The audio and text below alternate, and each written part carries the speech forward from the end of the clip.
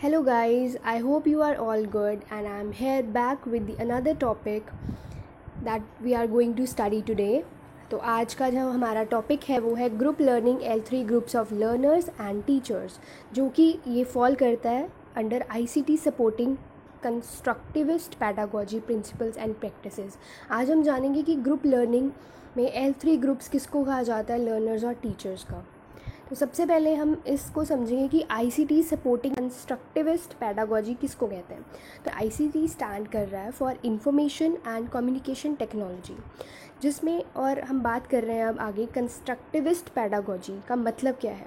अब जो कंस्ट्रक्टिविस्ट जो वर्ड है वो कंस्ट्रक्टिविज़म एक लर्निंग थ्योरी है, उससे लिया गया है, जो फोकस करता है on the knowledge and explores how people learn, कि किस तरह से जो लोग हैं उनका लर्निंग वे, किस तरह से वो नॉलेज को एक्वायर कर रहे हैं, सीख रहे हैं, एक्सप्लोर कर रहे हैं अपनी सराउंडिंग्स को। और इस लर्निंग थ्योरी में क्या होता है, बेसिकली ये मेनली इसमें फोकस किया जाता है on the interaction and experiences in social environment. जो भी एक बच्चा है या है एक पर्सन है, जो लर्निंग प्रोसेस जो उसका हो रहा है वो किस तरह से अपनी नॉलेज को ले रहा है अपने सराउंडिंग से। तो बेसिकली यहाँ पर हम उसके बारे में जान रहे हैं इस थ्योरी में। उसके बाद इसका की एलिमेंट क्या है, ये सजेस्ट करता है चिल्ड्रन को to learn by doing and encourage children to make an active part in learning by using their ideas and interest to drive the learning process. इसका मतलब यहाँ पर है कि एक बच्चे को एनकरेज करना, इस एक्टिविटीज़ के थ्रू एक बच्चे को एनकरेज किया जाता है कि वो एक्टिवली पार्टिसिपेट कर ले लर्निंग प्रोसेस में, इंटरेक्शन कर अपने आइडियाज़ को वो आगे लेकर आए, जिसके थ्रू वो एक लर्निंग प्रोसेस को सीख रहा है। अब हम बात करेंगे group learning L3 groups of learners and teachers. सबसे पहले समझते हैं कि ग्रुप लर्निंग बोला किसको जाता है। तो the groups might be as few as 2 people और एज लार्ज एज 20 मेंबर्स और मोर। सो एक ग्रुप तभी कंसीडर किया जाता है अगर उसमें 2 या 2 से ज़्यादा मेंबर्स अगर उसमें इन्वॉल्व हैं, पीपल हैं उसमें, तो उसको एक ग्रुप कहा गया है। जो ग्रुप है माइट बी क्लोजली ऑर्गेनाइज्ड भी हो सकता है, फॉर्मल टीम्स का बना हो सकता है, जिसमें वो अपने कॉमन पर्पस को, गोल्स को, स्ट्रक्चर, लीडरशिप और मेथड्स ऑफ मेकिंग डिसीजन या किसी भी प्रॉब्लम को सॉल्व करना है, जब उसके बारे में डिस्कशन की जा रही है एक फॉर्मल टीम ऑर्गेनाइज कर तो that is considered as formal team, उसको ऑर्गेनाइज कर दिया गया। लेकिन ऑन द अदर साइड अगर हम बात करें तो कुछ ऐसे ग्रुप्स भी होते हैं जो एकदम से स्पॉन्टेनियसली इमीडिएटली जिसकी अर्जेंसी आ जाती है तो वो बन जाते हैं। इनफॉर्मल गैदरिंग भी इसको जैसे हम बोल सकते हैं, such as gathering at a meeting to discuss a common topic, कुछ डिस्कशन करनी है।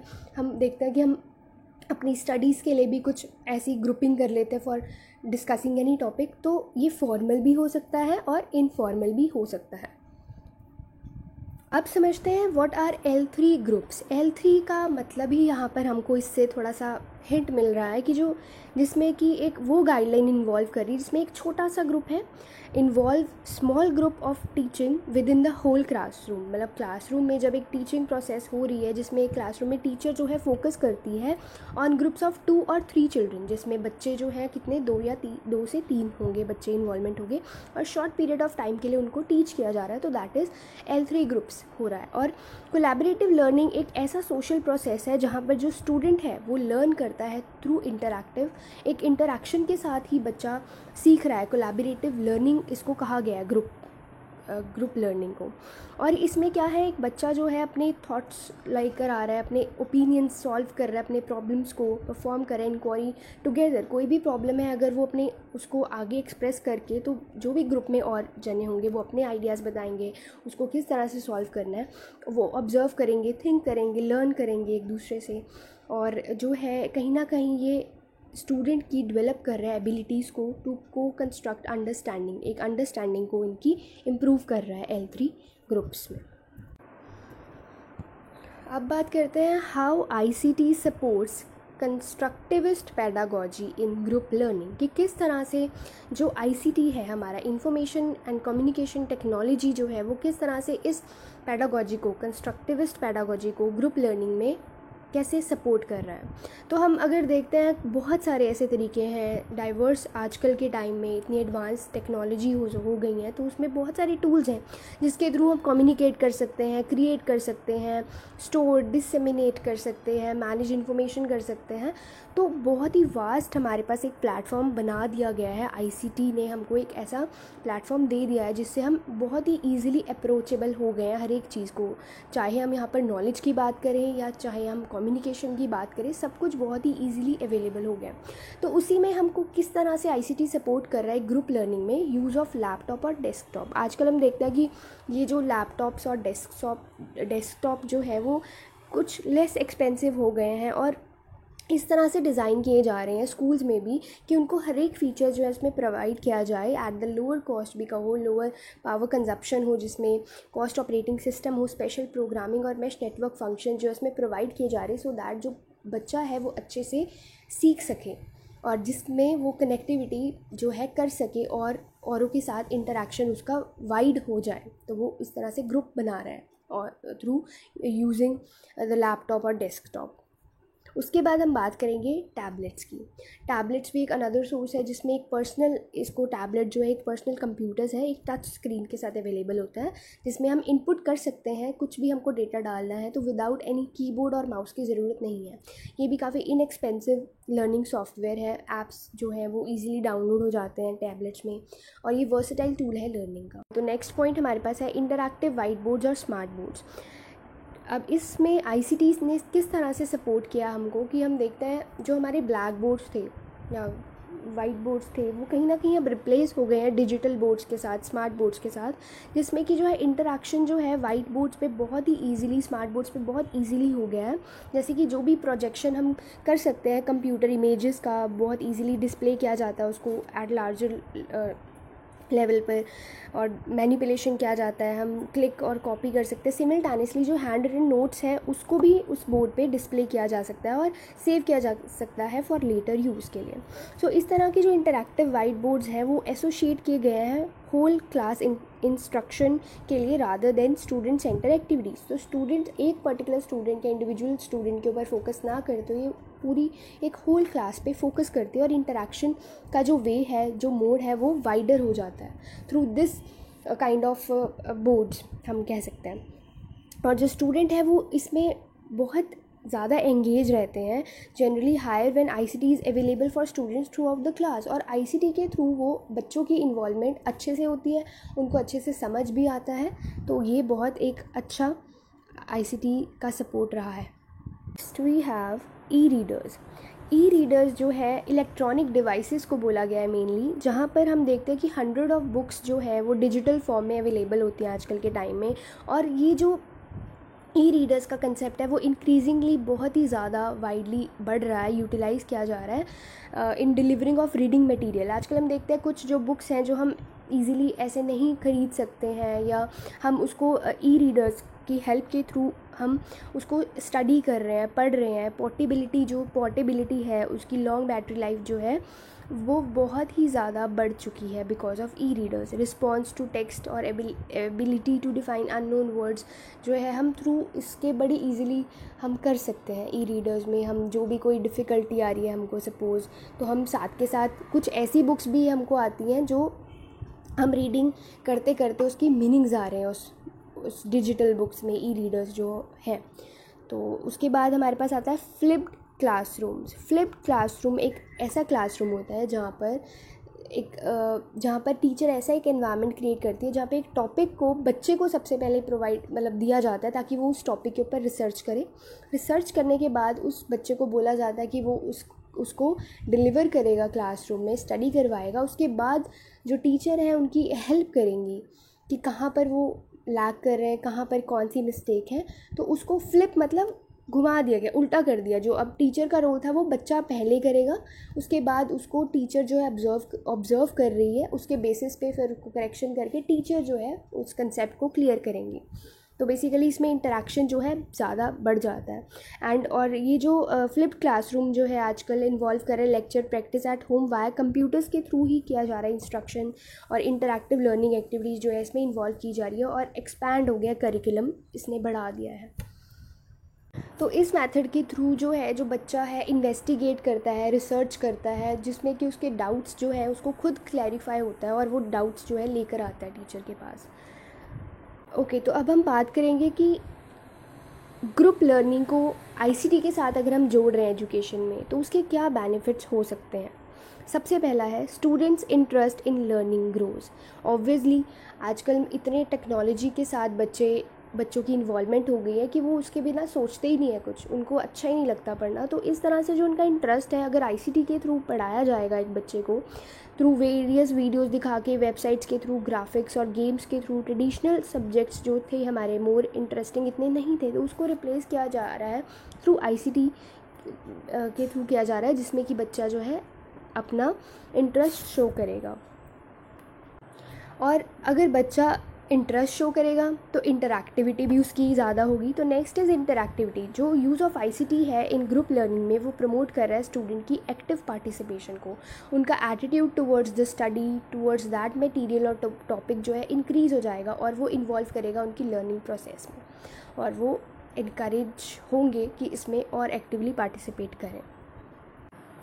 So next is collaboration between students. अब आईसीटी के थ्रू ही जो बच्चे हैं आपस में कोलैबोरेट करेंगे, एक दूसरे के आइडियाज़ को सुनेंगे, जानेंगे, उसमें इम्प्रूवमेंट्स लाएंगे और क्लियरली उनको जो है एनहांस कर रहे हैं टू वेरियस डिजिटल टूल्स के बारे में पता चलेगा, उनको नवी टेक्नोलॉजीज़ के बारे में जिनको नहीं भी पता उनको पता चलेगा through interaction.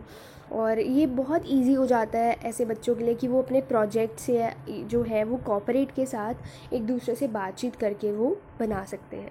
Next is they enhance creativity. कहीं ना कहीं जो आईसीटी की इन्वॉल्वमेंट से क्या हुआ है कि जो बच्चा है वो और क्रिएटिव हो गया है, उसको पता चल गया किस तरह से आईसीटी जो टूल्स हैं कि किस तरह से आईसीटी टूल्स को उसने यूज़ करना है, उसकी इमेजिनेशन प्रोसेस जो है इसमें बढ़ जाती है। Then next increased communication. Obviously जो अब जितने ज़्यादा ग्रुप में बच्चे होंगे वो इंटरेक्शन प्रोसेस जो है उनका ज़्यादा बढ़ जाएगा टीचर्स के साथ भी, और टीचर्स जो है इनकरेज करेंगे थ्रू वेरियस चैनल्स स्पॉन्टेनियस और फॉर्मल वे में कि बच्चा जो है एक दूसरे के साथ कोप अप करे, इंटरेक्ट करे। Then personalisation and content up to date. और पर्सनलाइजेशन में क्या है बेसिकली जो इसमें हम देख रहे हैं कि बच्चा जो है इंडिविजुअली भी अपने जो अपडेट रहेगा वो डिजिटल, अगर आईसीटी की इन्वॉल्वमेंट है किसी भी प्रोजेक्ट में, किसी भी टॉपिक में, तो उसको पता चलता रहेगा कि वो किस चीज़ में लैक कर रहा है, कौन सी चीज़ अप टू डेट है, वो रख सकता है खुद को रियल टाइम अपडेटिंग की कितनी इन्फॉर्मेशन जो लेटेस्ट है, क्या क्या वो कंपैरिजन भी कर सकता है, उसको इतने रिसोर्सेज जो है अवेलेबल कर दिए गए हैं थ्रू आईसीटी। इसके साथ साथ it is possible to adjust the tools and content to local and nearby realities. और इसी तरह से ये पॉसिबल भी हो पाया कि वो एडजस्टमेंट कर पाता है जो भी कंटेंट है जो उसके पास अवेलेबिलिटी है, थ्रू ग्रुप्स के थ्रू ज्वाइन करके अलग अलग लोगों से नॉलेज लेकर वो उसमें और अपनी इन्वॉल्वमेंट जो भी प्रोजेक्ट के ऊपर वो काम कर रहा है, काम टॉपिक पे काम कर रहा है, तो उसको उसके बारे में और वास्ट नॉलेज जो है वो गेन कर सकता है by connecting to the various people, group के साथ जुड़कर और आईसीटी की हेल्प से। Next is discussions and communication. As we discussed earlier कि इंटरैक्टिविटी ज़्यादा है तो डिस्कशन और कम्युनिकेशन जो है उनका बच्चों का ज़्यादा होगा, स्टूडेंट का, पर्सन का, प्रोफेशनल लेवल पर भी जो बच्चे हैं ग्रुप में इनकरेज करेंगे कि वो क्रिएटिवली थिंक करें और अपना उनका जो कम्युनिकेशन स्किल है वो भी कहीं ना कहीं स्ट्रॉन्ग बिल्ड होगा, जिसमें कि अंडरस्टैंडिंग आएगी, वो दूसरे के परसेप्शन को भी समझना शुरू करेंगे, सीखेंगे। और ये भी देखा गया है कहीं एक स्टडी रिसर्च के थ्रू पता लगा है कि जो बच्चे पार्टिसिपेट करते हैं, स्टडी करते हैं ग्रुप्स में, वो ज़्यादा कॉन्फिडेंट फील करते हैं और कंफर्टेबल होते हैं about reaching their academic goals जो स्टडी करते हैं इस तरह से। Next is 2 heads are better than 1। Students tend to learn faster working within a group versus working alone. अब वो जो बच्चे हैं वो मेनली ज़्यादा जल्दी सीखना ग्रुप में ही सीखते हैं रादर देन वर्किंग अलोन। अगर हम देखें कि जो स्टूडेंट है वो अपने खुद के आइडियाज़ से काम लगा हुआ है करने के लिए, ठीक है, लॉट ऑफ टाइम वेस्ट कर रहा है, पजल हो रहा है, डिफ़िकल्टी आ रही है उसको क्वेश्चन में, खुद सॉल्व करने का ट्राई कर रहा है, उसके पास कोई अप्रोच नहीं है, तो वो लैक कर रहा है कहीं ना कहीं नॉलेज में और उसको नहीं पता चल रहा है, उसको वो सॉर्ट नहीं कर पाएगा। बट वहीं अगर एक हम ग्रुप में बात कर रहे हैं कि ग्रुप में कुछ ऐसे बच्चे हैं जो उस पर्टिकुलर सब्जेक्ट में अच्छे हैं तो वो जल्दी सॉल्व करेंगे और उनका टाइम भी नहीं वेस्ट होगा, अपने आइडियाज़ लाएंगे, एक्सचेंज करेंगे आइडियाज़, उनको गाइड करेंगे कि किस तरह से किया जा सकता है, और आंसर्स जो हैं सॉल्व करने में बहुत ईजीली उनकी क्लैरिफिकेशन हो जाएगी। इसलिए भी ये कहा गया है कि जो बच्चे हैं वो फास्ट सीखते हैं ग्रुप्स में। Next, learn new study habits and skills. अब एक ग्रुप को ज्वाइन करके एक बच्चा जो है वो एक ऐसी अपॉर्चुनिटी क्रिएट कर रहा है जहाँ पे wide variety of study methods को देखा जा रहा है। अलग अलग मेथड से बच्चे पढ़ रहे हैं, इनकॉर्पोरेट कर रहे हैं अपने अंदर, जिसमें कि वो हैबिट को क्रिएट कर रहे हैं, नवे नवे स्किल सीख रहे हैं कि किस तरह से एक बच्चा जो है उसकी लर्निंग प्रोसेस किस वे में, किस स्किल से वो सीख सकता है, कौन सी हैबिट उसको मेंटेन करनी चाहिए ताकि वो लर्निंग प्रोसेस उसका जल्दी हो सके। And next is compare class notes. और जो भी बच्चा अगर ग्रुप में पढ़ रहा है वो कंपेयर कर सकता है कि मैंने नोट्स किस तरह से बनाए हैं, मैंने क्या मटेरियल यूज़ किया है, कहाँ से मैंने ये डेटा लिया है, दूसरे बच्चे के नोट के साथ कंपैरिजन करके कि कितना क्वालिटेटिव और क्वांटिटेटिव मटेरियल किसका है, तो कंपेयर कर सकते हैं बच्चे। Next is interaction enjoyable learning. और यहाँ ग्रुप लर्निंग में ऐसा होता है कि जो इंटरेक्शन तो होती है वो इंजॉयबल लर्निंग में कन्वर्ट हो जाती है, जिसमें कि बच्चे जो हैं वो मोनोटोनस नहीं होते हैं, बोरिंग सा नहीं होता। जब बंदा अकेला पढ़ता है तो वो बोर हो जाता है, उसकी एनर्जी ड्रेन होती है, लॉन्ग आवर्स के लिए अकेला बैठा होता है। बट जब वो ज्वाइन करता है एक ग्रुप को तो वहाँ पे इंटरेक्शन होता है, स्टडी करते हैं, एक ऐसा एनवायरनमेंट बनता है जहाँ पे जो है इंजॉयबल लर्निंग फुलफिलमेंट होती है बच्चों की। डिफरेंट पर्सपेक्टिव में देखा गया कि हर एक मेंबर का अपनी क्वालिटीज़ होते हैं, अपने आइडियाज़ होते हैं ऑफ़र करने के लिए ग्रुप में। तो जब एक बच्चा अपनी वे ऑफ थिंकिंग जो है, जो वो सोच रहा है, जो उसका पर्सपेक्टिव है, वो दूसरे के आगे रखेगा तो दूसरा पर्सन भी उसको रिसीव करेगा कि उसका व्यू पॉइंट इस रिगार्डिंग क्या है। इस तरह से वो एक कंक्लूजन पर पहुँचेंगे और उनको पता चलेगा कि किस तरह से एक जो है डिफरेंट पर्सपेक्टिव के थ्रू वो ग्रुपिंग में ही लर्निंग अपनी इम्प्रूव कर सकते हैं। Next is last is the conclusion. तो कंक्लूजन में हम देख रहे हैं कि group work is a cooperative learning among students through exchange in order to achieve the complementary strengths to promote knowledge of construction, fully arouse the students' subjective consciousness, explore their subject of personalized learning and developing students' creativity and innovation। मतलब जो group work के through एक cooperative learning हो रही है students के बीच में, जिसमें कि वो एक्सचेंज कर रहे हैं अपने आइडियाज़ और अचीव कर पा रहे हैं अपनी स्ट्रेंथ्स को, अपनी नॉलेज को कंस्ट्रक्ट कर पा रहे हैं, और जिसके थ्रू वो अपनी कॉन्शियसनेस को भी फुली अराउज कर पा रहे हैं और पर्सनलाइज लर्निंग हो रही है, इंडिविजुअली भी वो लर्न कर पा रहे हैं, डेवलप कर पा रहे हैं अपनी क्रिएटिविटी को, इनोवेशंस को। It also makes students learn in an open atmosphere and carry out achieve exchange of information and knowledge, thus enhancing self-confidence, promoting for the best practice of opportunities। मतलब ये बच्चे को एक ऐसा ओपन एटमॉस्फेयर में जब वो बच्चा कर रहा है तो इसके एक्टिवली वो एक्सचेंज कर रहा है अपनी इन्फॉर्मेशन को, नॉलेज को, जितनी भी उसने एक्वायर किया, तो इससे क्या हो रहा है, वो अपने सेल्फ कॉन्फिडेंस को एनहांस कर रहा है, प्रमोट कर रहा है for best practice of opportunity. जो भी उसको अपॉर्चुनिटी मिल रही है वो बोल पा रहा है, अपने आइडियाज़ रख पा रहा है, अपने आप को एक्सप्रेस कर पा रहा है, तो इसके थ्रू वो अपने आप को कॉन्फिडेंस बिल्डअप कर पा रहा है। In addition to developing students sense of competition, the collective values and spirit of cooperation, so that establishes a corresponding development of different students. सो इसके साथ साथ देखा गया जो डेवलपिंग स्टूडेंट्स की जो सेंस होती है कॉम्पिटिशन के साथ साथ, वो एक कलेक्टिव वैल्यूज़ और स्पिरिट ऑफ कॉपरेशन भी उनके अंदर इनबिल्ट हो रही है थ्रू ग्रुप लर्निंग के, जो कि उनकी ऑल राउंड डेवलपमेंट का हो या डिफरेंट स्टूडेंट्स पर्सपेक्टिव जो होते हैं उनकी भी हेल्प कर रहा है कि वो जो कॉम्पिटिटिव सेंस ऑफ रखते हैं एक अपने अंदर नेचर की, हाँ हमको compete करना है इसके साथ। बट ग्रुप लर्निंग में क्या होता है, वो एक दूसरे के साथ कॉम्पिटिटिव तो होगा ही nature, but as well as वो एक दूसरे के पर्सपेक्टिव को जानेंगे और इससे वैल्यूज़ जो है एक दूसरे के रिगार्डिंग स्पिरिट ऑफ कोऑपरेशन भी इंक्रीज़ होगा। So that was all about the topic. I hope आपको ये समझ आया होगा। Thank you. और मेरे चैनल को सब्सक्राइब करना और लाइक करना ना भूलिए। Thank you.